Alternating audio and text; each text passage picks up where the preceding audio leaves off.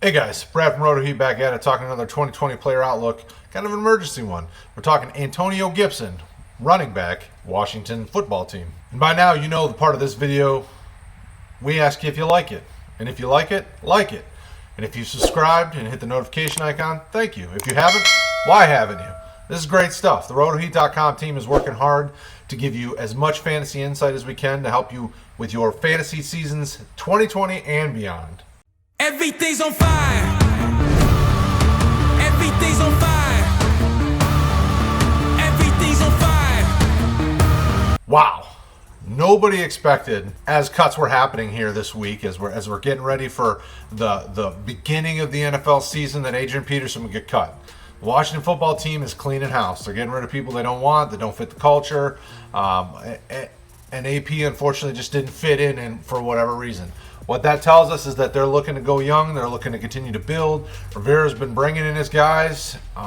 Rivera is molding this team into his team, and what appears to be the center of it, this running back position. So we've got Antonio Gibson, their rookie running back, third-round pick out of Memphis.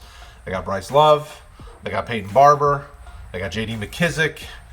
All these guys outside of Bryce Love were brought in by Rivera's staff. Now, Bryce Love is a little bit different situation. Was hurt, been on IR. Reports out of camper, he's looking really good. So they may roll four into the season. Maybe they put Love on IR and they keep giving him they give him another redshirt season, and we see what happens next year. Who knows? What we do know is that Gibson's the hot name right now. Everybody wants a little bit of the Antonio Gibson type train.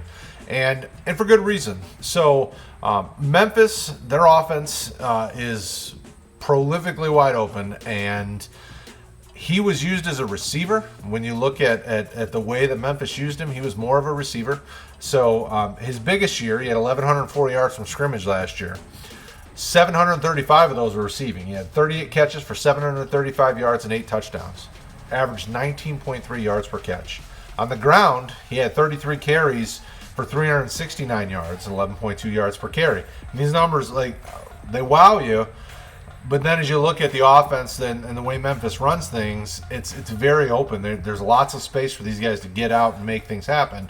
So you may need to look a little deeper into Antonio Gibson when deciding what to do with him. If you look at any of the pundits, and one of the places that I look is the Draft Network. I'm a big fan of the Draft Network when what those guys are doing over there. They talk about, a lot of them mention his versatility is his biggest thing. Now, if we look at Rivera historically, he loves those versatile running backs. I mean, look at what's there right now in Christian McCaffrey. Very versatile. Immensely talented runner, immensely talented receiver out of the backfield. I'm not saying Gibson is CMC, so don't get me wrong. Gibson is not CMC, but what Gibson is he's versatile.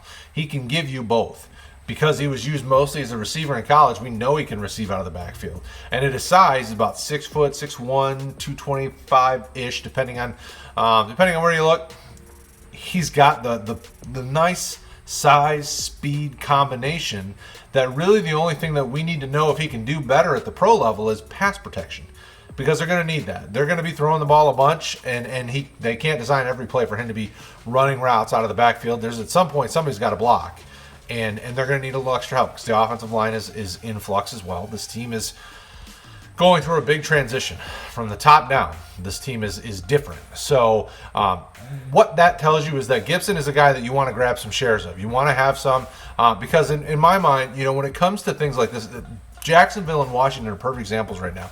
You put a chip on the table, see which one hits, and then see what you can get out of it. So if this is in a redraft context, you're putting your chip on Gibson and going, okay, if he's their lead back and he's getting some receiving out of the backfield, this guy could be a high-end RB2 and be a startable running back this year for you. Now, obviously, with everything that's happened, 2020 is going to be a weird year for the rookies. So a lot of these rookies, you've heard on the quarterback front, Justin Herbert is probably going to get a kind of a redshirt season where it looks like Tyrod will start most of the games. Now, if they're losing, who knows what happens then. But, some of these rookies, they're not going to play much. But guys like Antonio Gibson, this is a clear path to playing time for him. Peyton Barber is what Peyton Barber is. He's a plotter, going to get you 3.5, 4 yards per carry, just kind of does his thing. Bryce Love could be extremely dynamic if he's healthy and recovered from his injuries. that still remains to be seen. And then J.D. McKissick's more of a receiver out of the backfield, can run a little bit. You know, as a Lions guy, I've seen him, and you kind of know what he is. I mean, there's, again, another guy that he gets you what he gets you. He's not super dynamic. Gibson really stands out from at least the two healthy running backs that are going to play right now, because he's versatile, can do both.